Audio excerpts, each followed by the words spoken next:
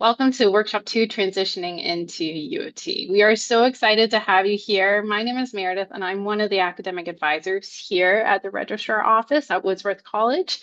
And as always, I'd like to start by congratulating you all for being admitted to Faculty of Arts and Science, the University of Toronto, and within Woodsworth College. So first, the other thing I like to acknowledge is just that this is workshop 2. So workshop 2 out of our full workshop series from April up until August, we have different workshops that are taking place during the summertime, all in hopes to just assist you in transitioning to U of T. So this one's very apt with the whole workshop, but we have different series and different topics. So our first workshop was on the study permit application. So if that's something you need, definitely reach out to us so we can help you in finding that recording. And then throughout the whole summer, we're going to have more workshops. So I'm really glad that you can all join us today.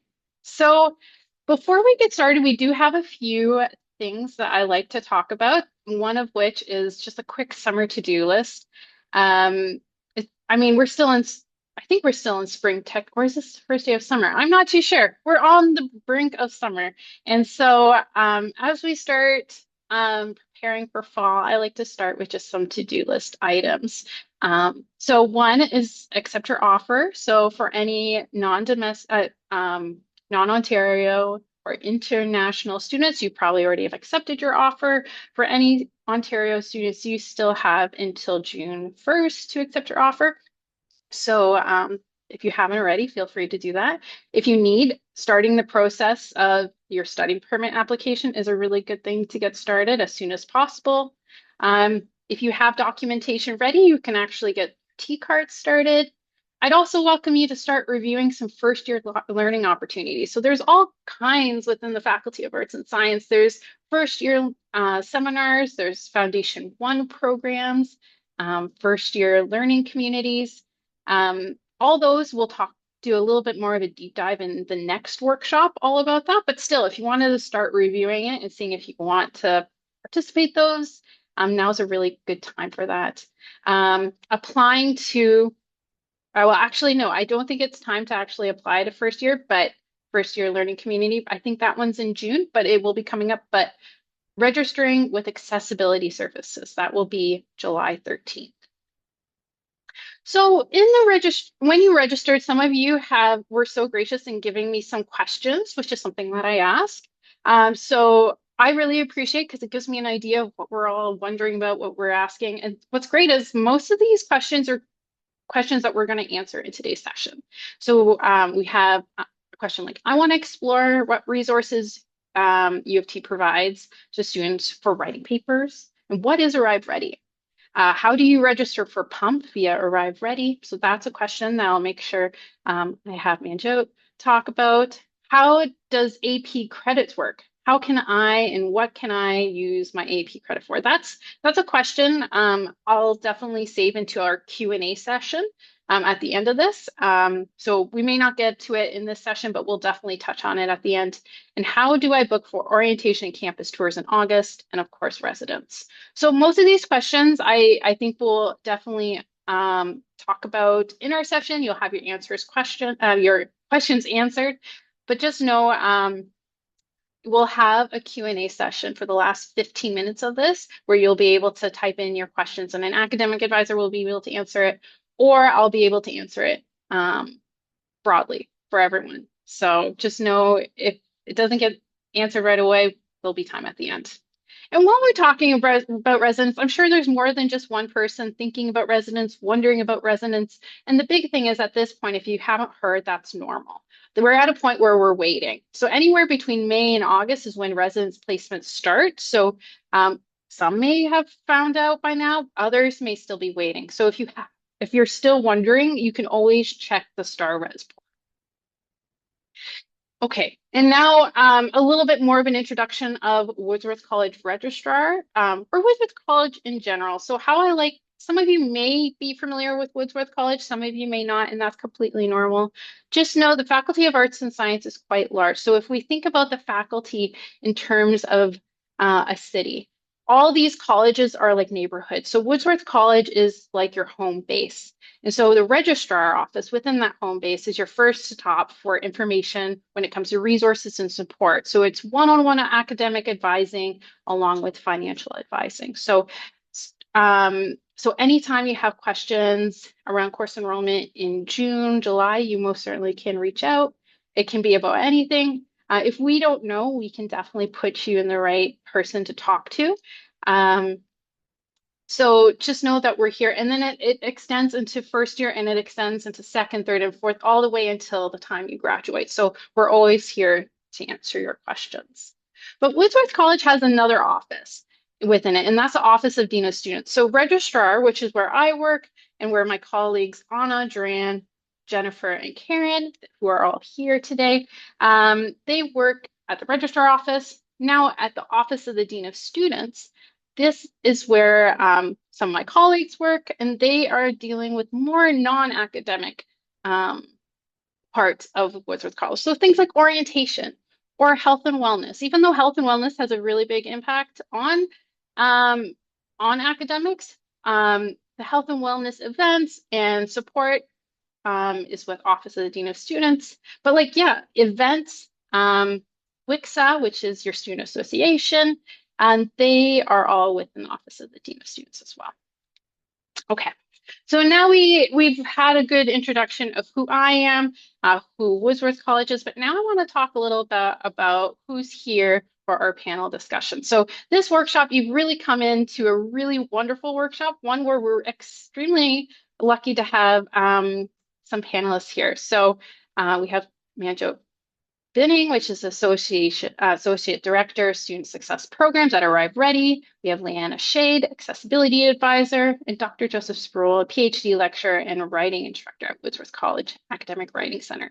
So how I kind of want this whole session to feel is just a nice little welcome from all the people who work in different departments, different resources, different services here at the Faculty of Arts and Science. So without further ado, I'm going to stop sharing and I'm going to welcome my colleagues to talk. So first, I'd like for you all to have a moment to introduce yourself. So if you can take a moment to just introduce yourself, your name, title, and what you do here at the university, that would be wonderful. So Joe, I see your name first, so you can go ahead. Thanks, Meredith. Hi, everyone. Lovely to meet you all. As Meredith said, my name is Manjot. I use she, her pronouns, and I work with the Central Arts and Science Faculty Registrar. So your college registrar, so Woodsworth College, is going to be your home base. That's where you get all of your academic advising. The faculty registrar's office, where I'm at, is another place you might get referred, depending on some of the questions that you have. And the academic processes that we might be able to help you with. More specifically in the registrar's office, I'm part of the student success team. And we run programming that is faculty-wide, so for all arts and science students, regardless of which college you're in, though often we are working in partnership with our college colleagues on those things to provide academic support. And I saw that there was a couple of questions around Arrive Ready. So our team is the one that runs the Arrive Ready program for all incoming arts and science students. I'll be happy to chat more about that as we get more panel questions. But for now, I will leave you folks. I have, if anybody's curious, there's the link to the program to peek around at. But yeah, I'll be able to speak to that piece a little bit more specifically. And that's what my team works on. So I'll hand it back to you, Meredith, to pass it around the panel. Of course. Thank you so much. Next up, I'd like to introduce Leanna Shade. Leanna, if you can introduce yourself, that would be wonderful. Hello, everyone. My name is Leanna. I use she, they pronouns, and I'm the on-location accessibility advisor for Woodsworth College. At the core of accessibility advising, it's really about supporting students with disabilities in the development of formal letters of accommodations. Our office supports students by helping them navigate barriers in their academic experience. And as advisors, we work with students one-on-one in the development of formal accommodation plans as well as connecting students to a wider network of disability-related supports and resources. We provide a range of services. So, of course, like I said, at the core of it involves accommodation. So, course accommodations, test and exam accommodations. We might also look at applicable referrals to things like adaptive technologists, learning strategists, things like that. And we also explore disability-related funding for students where eligible. It's important to note that academic accommodations are designed to really support the university's sort of duty to accommodate and provide equitable access to students to sort of demonstrate their knowledge and meet the essential sort of requirements of their courses and their overall program. Thank you, Leanna. Appreciate it. And now, Joseph, if you can introduce yourself, that would be wonderful. Hi everyone, I'm Joseph Sproule. I'm one of about a dozen or so writing instructors at the Woodsworth College Academic Writing Center. Starting in July, I'll also be the acting director of the Writing Center, taking over for about a year from the current director who's going to be on leave. So at the Writing Center, we offer, as the name suggests, writing support with individual assignments, usually one-on-one meetings, sometimes to small groups. We also liaise with a number of courses here at the college. So you may see us in running workshops in the Woodsworth 1 program, for example. In addition to that, I'm also a professor in the academic bridging program here at Woodsworth, and I teach in 2 other writing centers. So you might see me at Rotman if you're a Rotman student, and I teach at Trinity as well. Occasionally, I also teach in the history department, which is my own academic background. But generally speaking, you'll be seeing me perhaps popping up in one of your classes, but mostly at the Writing Center. And I'm happy to answer any questions about what we do at the Writing Center in more detail later on today. Brilliant. Thank you so much. Wonderful. I think now what I'm curious about is around like when students would come visit each one of you, like what would an appointment look like, whatnot. However, Manjot, Arrive Ready is a little bit different. Like that's a session that takes place over the summer. So would you be able to just maybe explain what Arrive Ready is, how students may interact with the program? For sure. Yeah, happy to dive into that. And thanks, Karen, for showing that link out to everyone as well. And so the Arrive Ready program, all incoming arts and science students are part of it. It worked out well that today's workshop is happening today because this is actually when you folks will get your first communication from the program.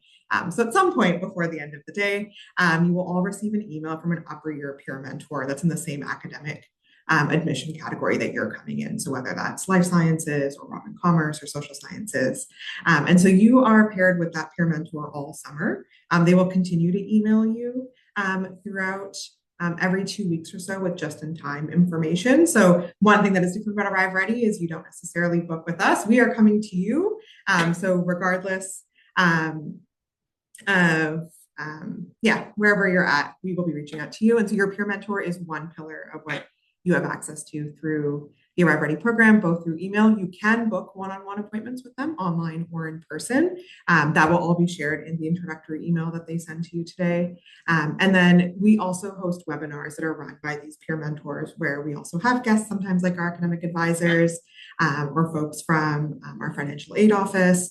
So similar to what Woodsworth College is doing here. And I will iterate, I think one big thing at U of T is there are a lot of resources and often a lot of different entry points. So you will see sometimes similar things from different offices, and it's really to give you the opportunity to see like what time works best for you, if you want to come back and ask questions a couple different times. So that's also something that's offered. And that's kind of the second pillar of the program is that ongoing every week we'll have different topics around preparing for arriving at university. And then the last pillar of the Arrive Ready program is once you get your invitation, you're added into something called a Quarkus course. You will get very familiar with those.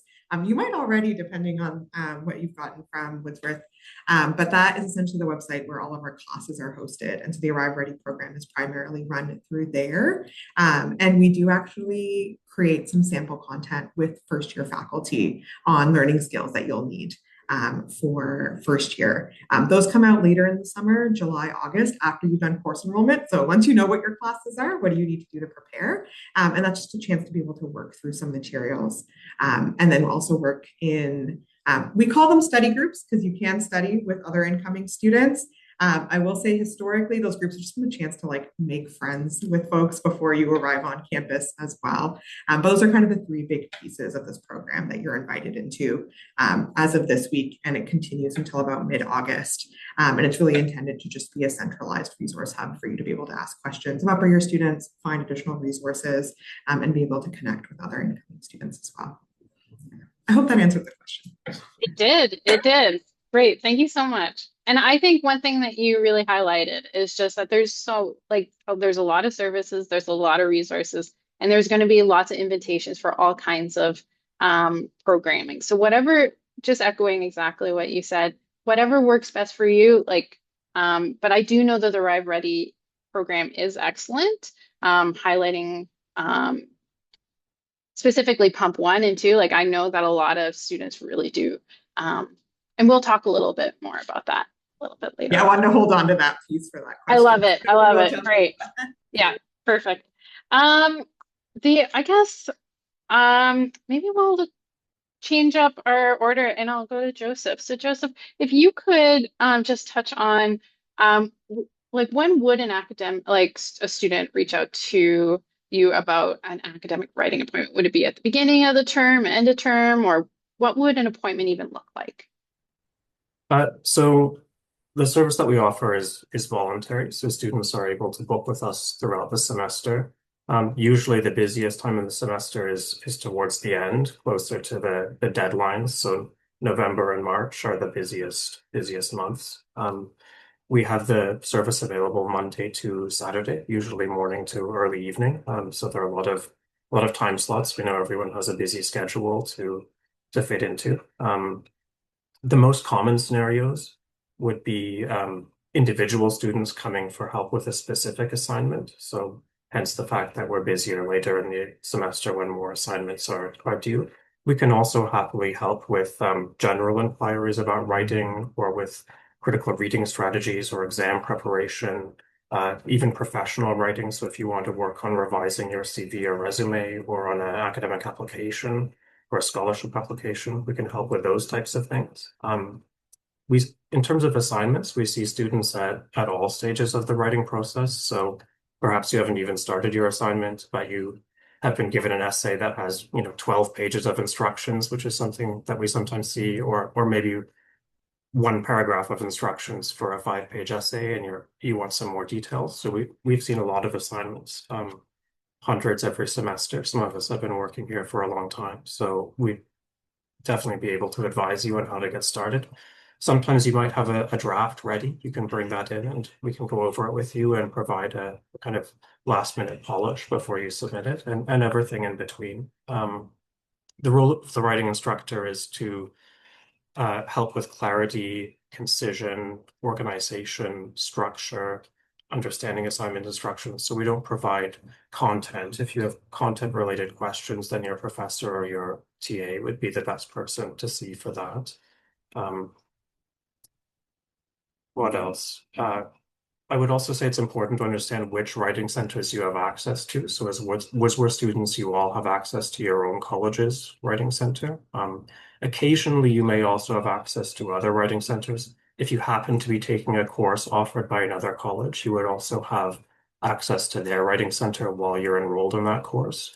And some departments and divisions also offer their own writing instruction. I believe, for example, the Department of Mathematics has its own instructors. Rotman has its own center. So if you are in one of those programs, then you would have access to both your college and the program's writing center. So that's nice. You have a bit of choice, right?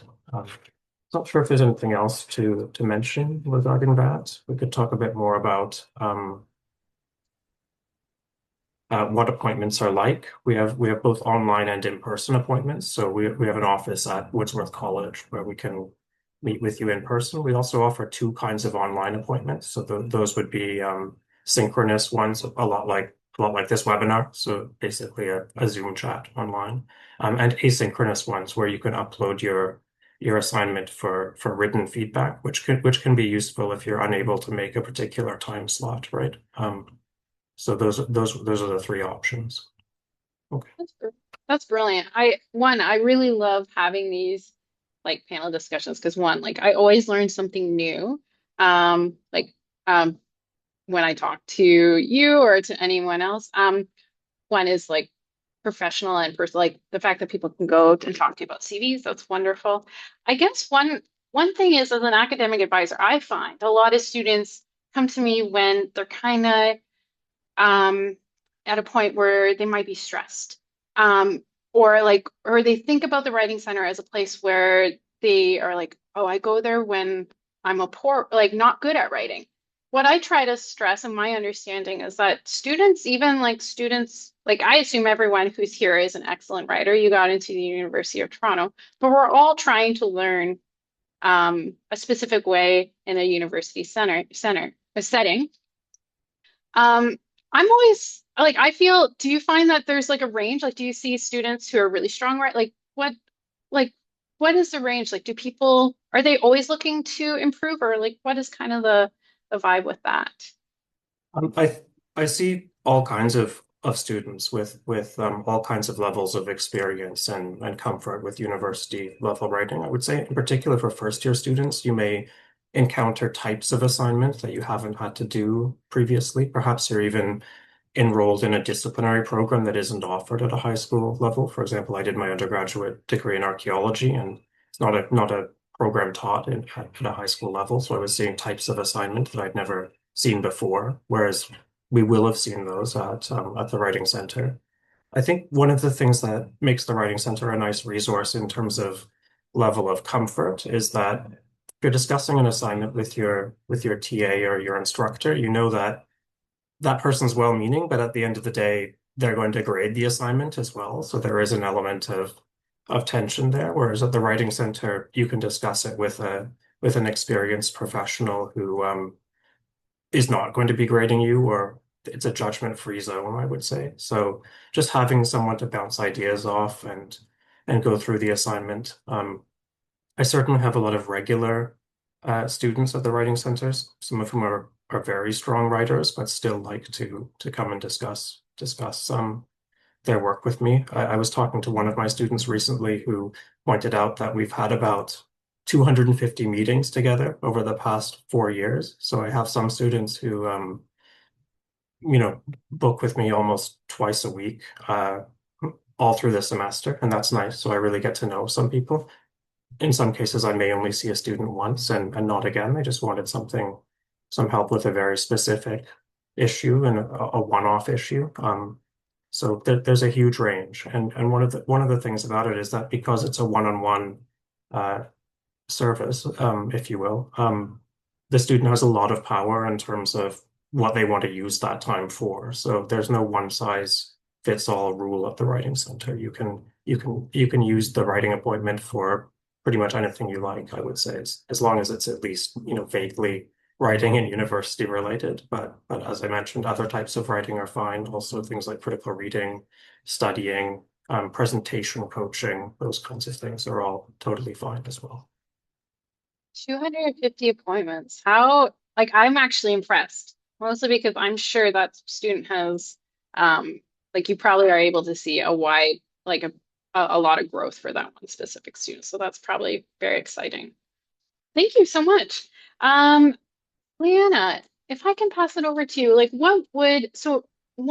I think one thing that's unique about accessibility services is that, Arrive Ready and the Writing Center. They're open to everyone. And in a way, accessibility services is as well, but you do need to register first. Like it's only, well, I guess it's for students who have gone through the process of registration. So would you be able to talk a little bit about what an appointment may look like, but also that registration piece as well?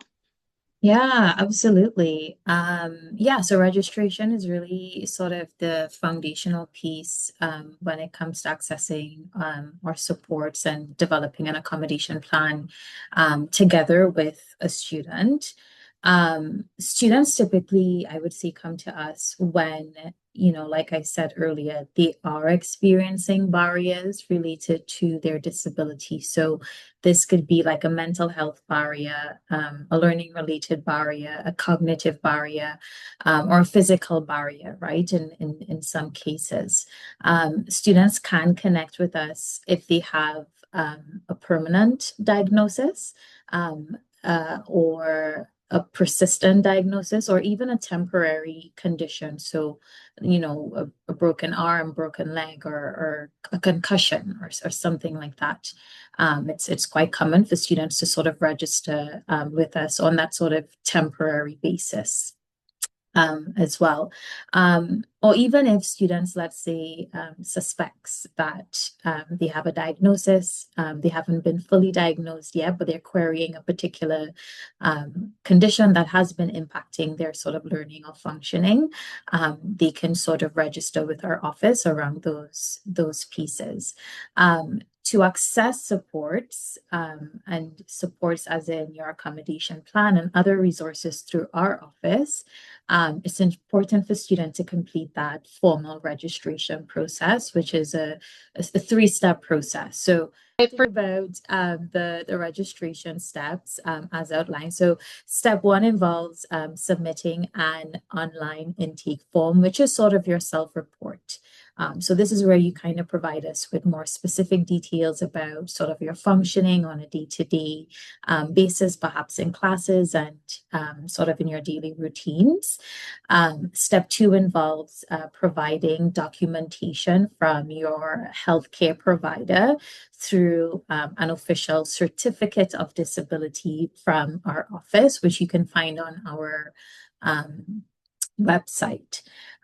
Or if you have existing documentation in the form of, let's say, your neurological or psychoeducational assessment or any other type of assessment report, you can provide any sort of relevant medical documents, consultation notes, anything like that to our office. So all of that documentation is sort of step two.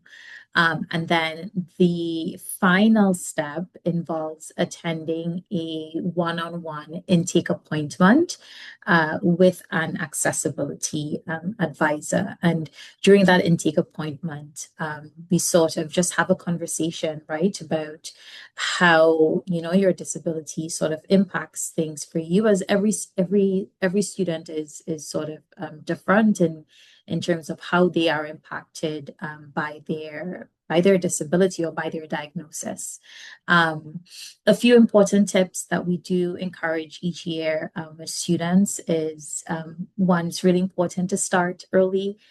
Even if you are unsure about whether you even use accommodations or if it's right for you, we always recommend, it's better to sort of have it in place and set up so that way, if you need it, right, it is there for you to lean on as a support.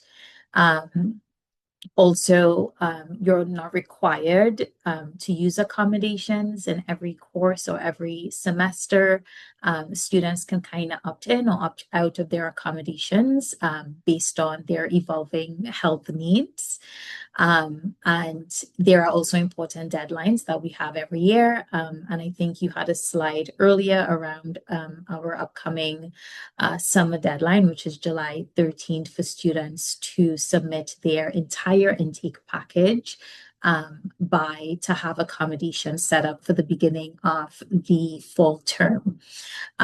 If students need help with any part of the registration process, they can connect with our central accessibility office team, and their contact information is on the screen, and they're more than happy to sort of support you with any areas that you sort of need support with.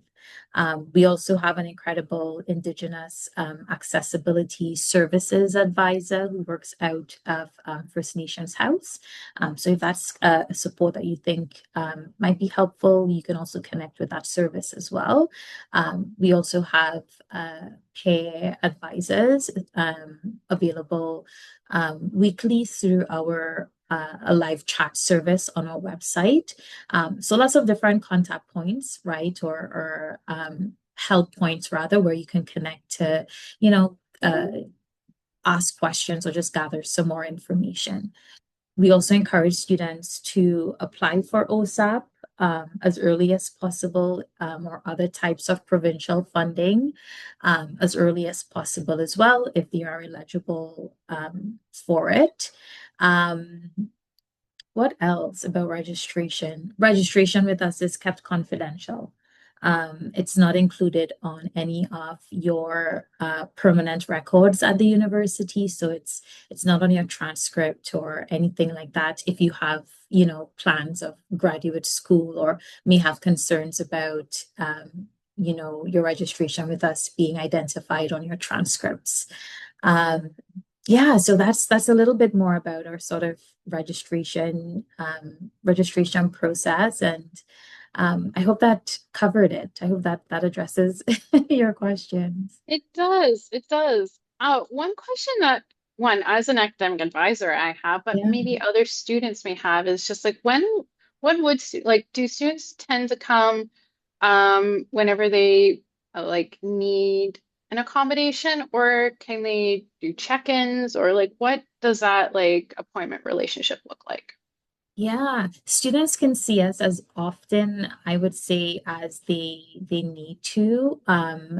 Some students, we after everything is sort of set up and we've walked them through the full intake process and they are fully set up with their accommodations, we probably won't hear from them until they graduate, right? And other students, depending again on their sort of evolving or changing health needs, if they're experiencing significant flare-ups in a particular term, we may have more contact points.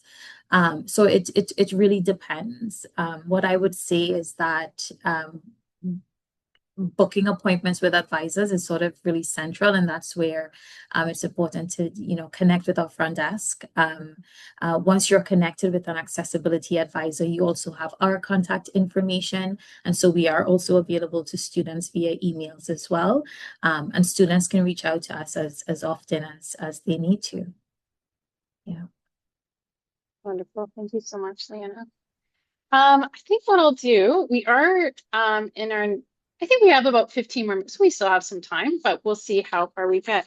I guess I'll turn it back to Manjot. But this can be a question for everyone, so everyone can kind of think about it. Like one question, like as students are going, like transitioning into the university, I guess, like how do you feel like Arrive Ready or Accessibility Service or Writing Center, how does what you do support that transition into the university? So, Manjo, if I can, like, I guess, how would Arrive Ready, like, what are some key aspects that really help with that transition, do you feel?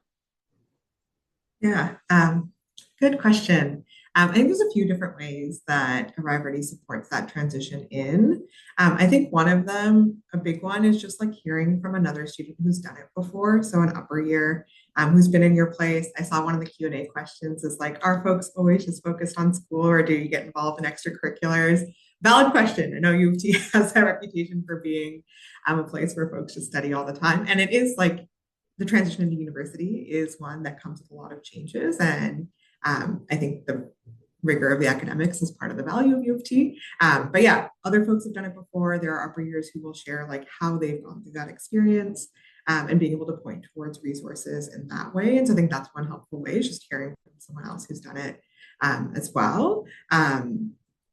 And then the other pieces is I think a big one is those learning support. So the academic learning modules that come out after course enrollment, they show you some of the tips. And like Joseph mentioned, like writing for a certain program in university looks different, and like taking notes in class and even managing your time. And so we do have modules that kind of touch on how can you prepare for that. And those are created by professors that are in those areas. And then again, an upper year student who we'll talk about if we're talking about note taking. Here's a sample of a lecture from a professor, and then an upper year student who will show you how they take notes and then some suggestions. Those pieces are also accessible to you right through to the end of first year. So you might be like, in August, I'm not sure what I need. And we actually see a lot of students come back to that around midterms and fall. And tied to that is also access to the pre-university math program, or PUMP, which is offered through the math department. But Arrive Ready, if you sign up through the program, you get it for free. So PUMP is something that the math department runs for students. The big value of signing up for it through Arrive Ready is that the faculty covers the cost. So if you go through the math website, if you found it, I think it's about $600 to sign up. You get it for free if you sign up through this website. We've covered the costs for all arts and science students. And there's 3 different versions of PUMP: PUMP 1, PUMP 2, and PUMP Self-Guided. PUMP 1 and 2 are synchronous courses in the summer. They are not for credit, so they wouldn't account to like fulfill prerequisites for courses or things like that. But they're a chance to be able to get some of that university level math learning from a professor. There are TAs that will look at your assignments, and it's low risk because none of it goes towards your GPA. Those grades they don't count in that way. The best way to distinguish between whether PUMP 1 or PUMP 2 is a good fit is dependent on the math that you're taking. So I would say PUMP 2, actually, I don't even say, the math department has a website that shows you which math courses you should take. I'm dropping that in chat if somebody can share it out with me. But unless you're in computer science or one of our math or physical sciences programs where you're taking a proofs-based math course, PUMP 2 is going to be for you folks. Everybody else, if you're taking math, PUMP 1 tends to work. I know students every year ask, should I do PUMP 2 because it's the harder one? Will it prepare me more? Do the PUMP that works for the courses you're taking. And so that's what this webpage that the math department shares. Like, as you're planning out which course are you taking, then you can work backwards. Those synchronous courses last about a month. They start early July and then go till early August. And yeah, you'll have a couple of lectures. There's a tutorial. Registration for PUMP will open as of next week, actually, June 1st, I believe. And so if you come back to this website, then those links will all be live. Now, you might not have time to do a synchronous course. And we do have a limited number of spots. It's a few hundred spots, but it's still a limited number of spots in PUMP 1 and 2 because it is a live course. That's where PUMP Self-Guided comes in. And PUMP Self-Guided has content from both courses, and you just work through it at your own pace. There are still TAs there to help answer your questions. You still get that additional support throughout the summer, but it's there to add a little bit of additional flexibility for folks that need it. And so I know that's one part of the program that students really appreciate, because we also recognize math can be one of those courses that's a little bit daunting coming into for first year. Yeah, so that's one big piece. And then alongside those other learning modules that are more about general study skills that you would need for your area of study. Perfect. Thank you so much. My experience with PUMP 1 and 2 comes from just talking to some students. I think last year I talked to someone who was doing PUMP 1 and 2, and PUMP 1. And I think they were surprised by the material. Like, they assumed that it would be an overview of grade 12, but really they found that there was even new information, new math that really helps bridge from what they learned in high school to the math that they'll be learning. So for sure, yeah, things can be different, and getting to see it in the summer before fall is nice.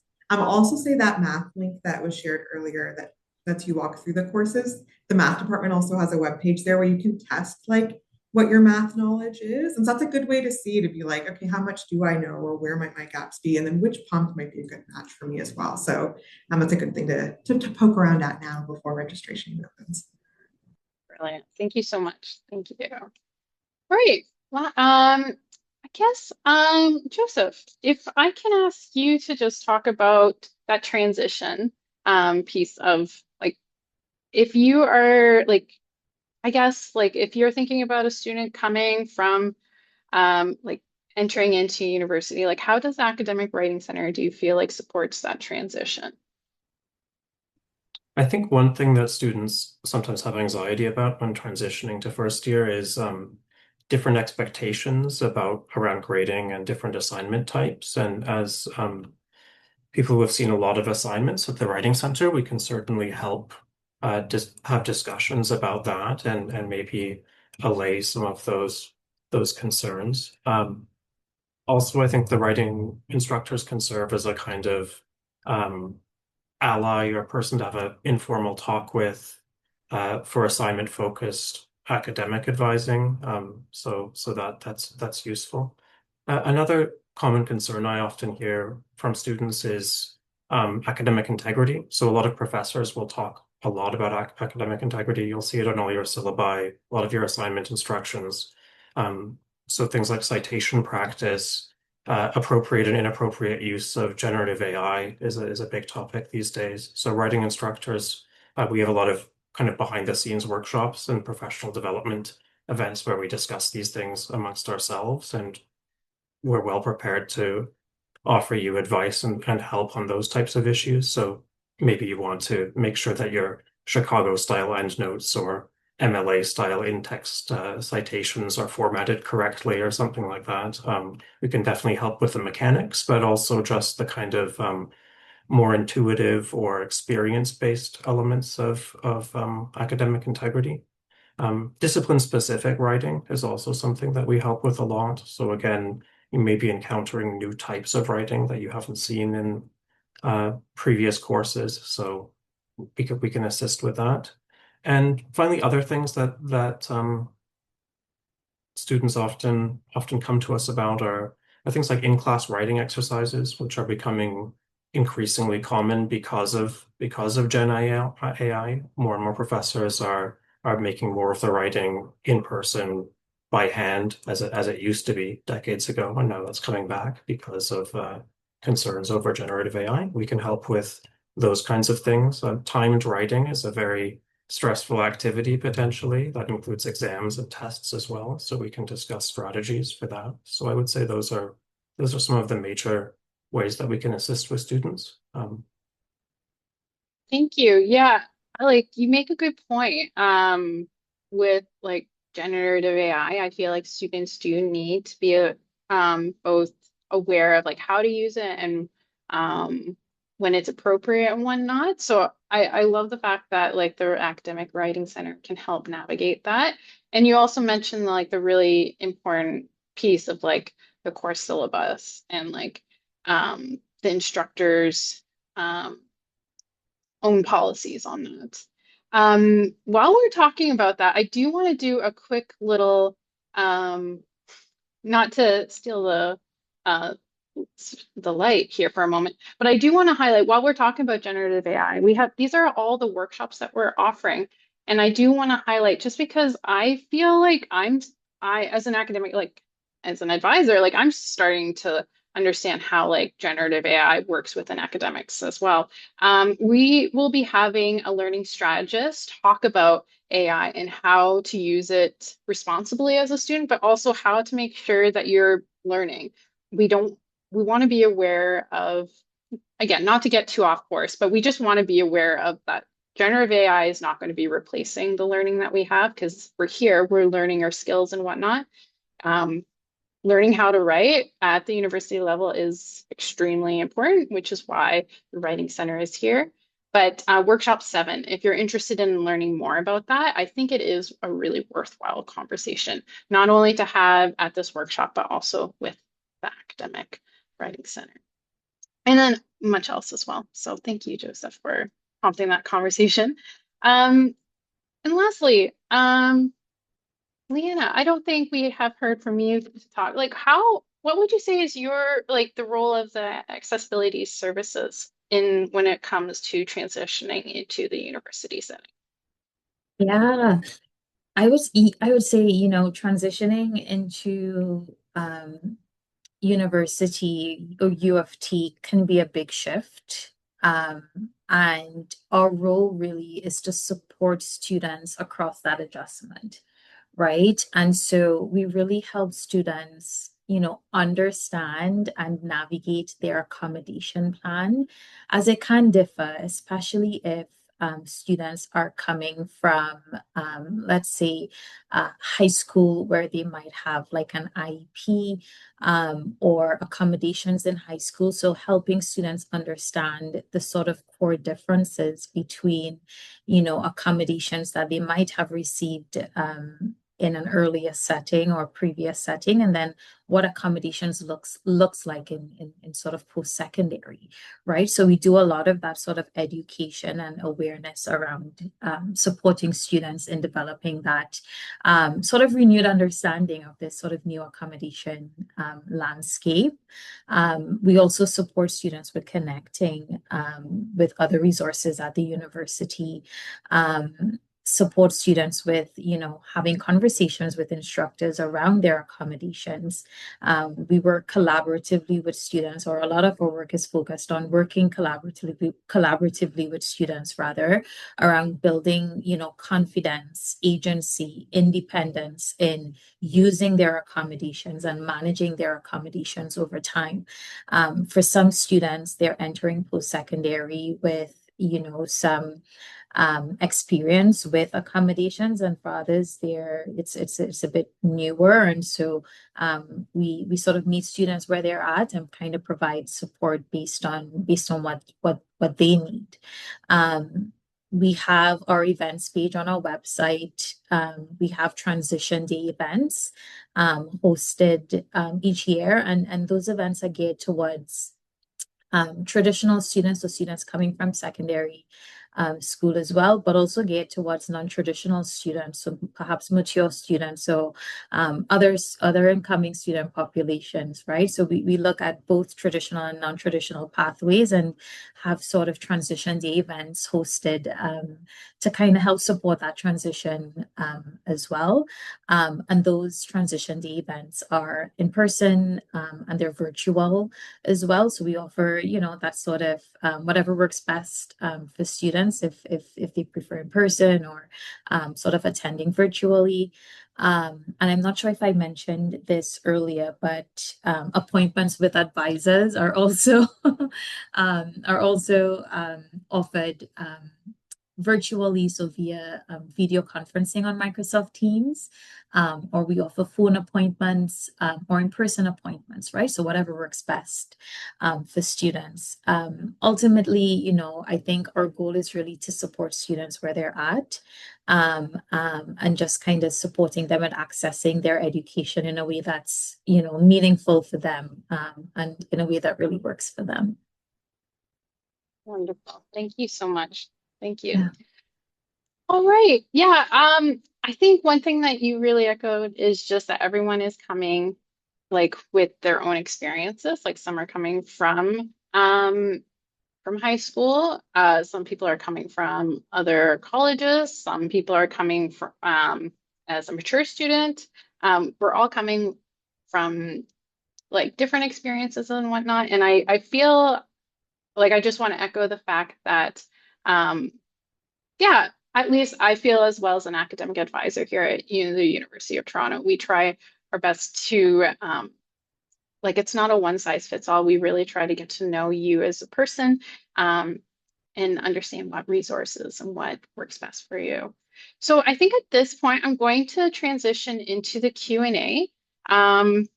So if you, our advisors are available. So if there's anyone who would like to ask questions, you certainly can find the Q&A function available for you.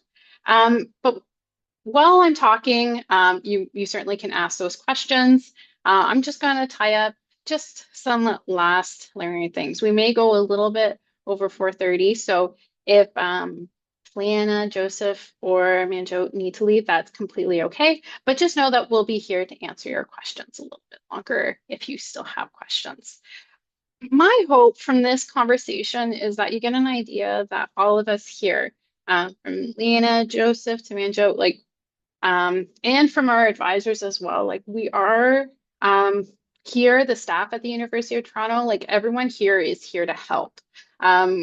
Sometimes people, I find students may have like an idea of asking for help as a weakness, when really what I like to remind students of is like, there's a lot of students, we may not necessarily know who needs help until you ask. Once you do make that contact, we usually do a good job at following up and checking in and whatnot. But if you ever need to ask for questions, I find the strongest and the most effective students are the people that recognize that something may be happening and they may need help. And the other thing is, I don't want you to think to scare you off, like transit coming into the University of Toronto, it looks different for everyone. So it's like some people feel really comfortable here. Other people may take a little bit of time. Whatever that transition is completely normal, and it's normal because it's your experience. So yes, feel free to ask questions. You should always feel empowered to do that.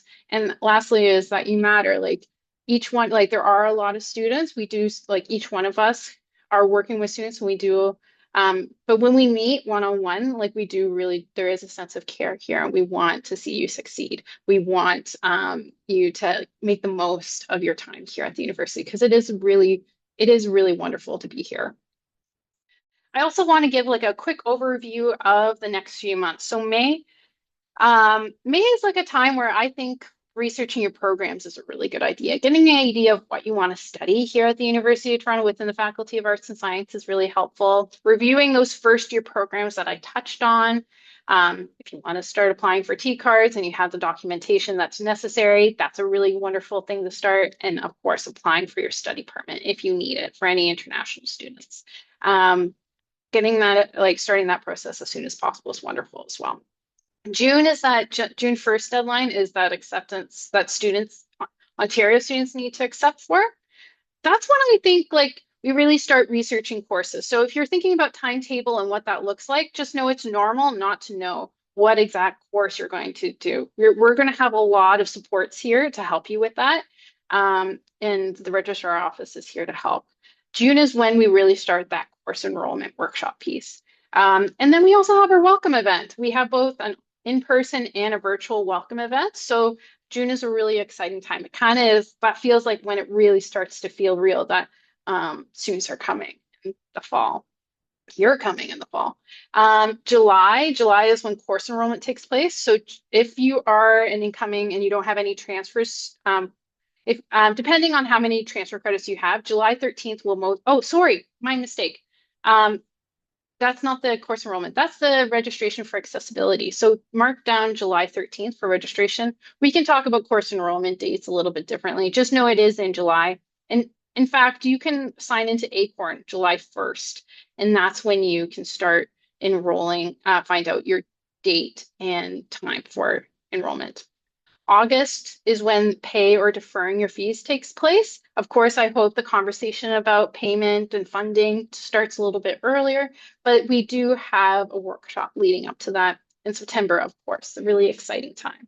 There's orientation from August 31st to September 6th, and September 8th is when things start.